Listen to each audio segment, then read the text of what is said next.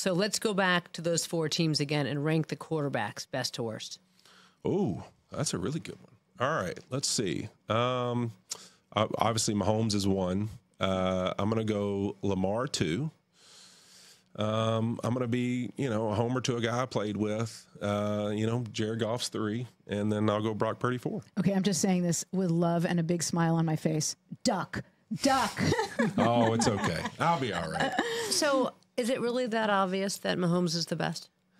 I think he is because of, really not just that of how great he is, but you look at him, there's not many quarterbacks in the NFL that we sit there and go, hey, you got to fix this. You got to figure it out. Like you look at this Kansas City all season long, all we did was talk about the receivers are dropping footballs, but Mahomes has got to get it fixed. He's got to find a way, him and Andy Reid, to get this offense going.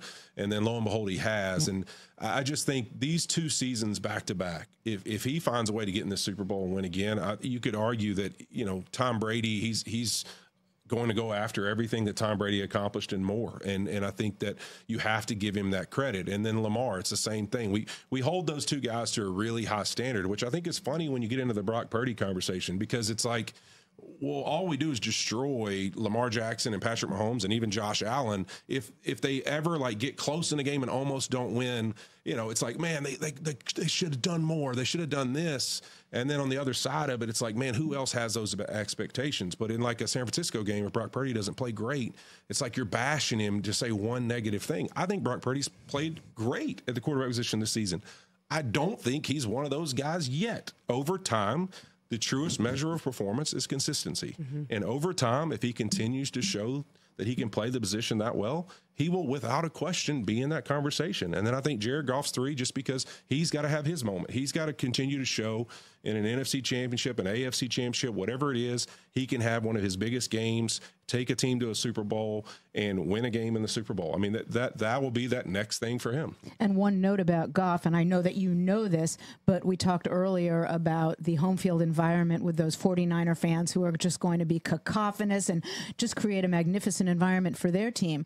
Well, Goff went to high school in Marin County, and he went to the best university in the entire world. That would be Cal Berkeley. And, of course, I'm saying that with a big smile because that's my alma mater.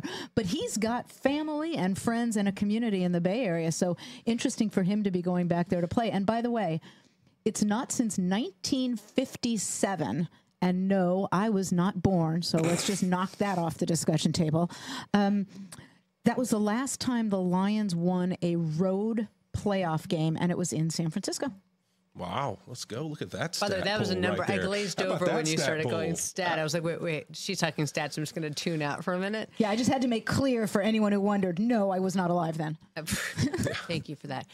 Check out new episodes of What the Football with Suzy Shuster and Amy Trask every Tuesday. Watch us on the Rich Eisen Show YouTube page or follow and listen wherever you get your podcasts.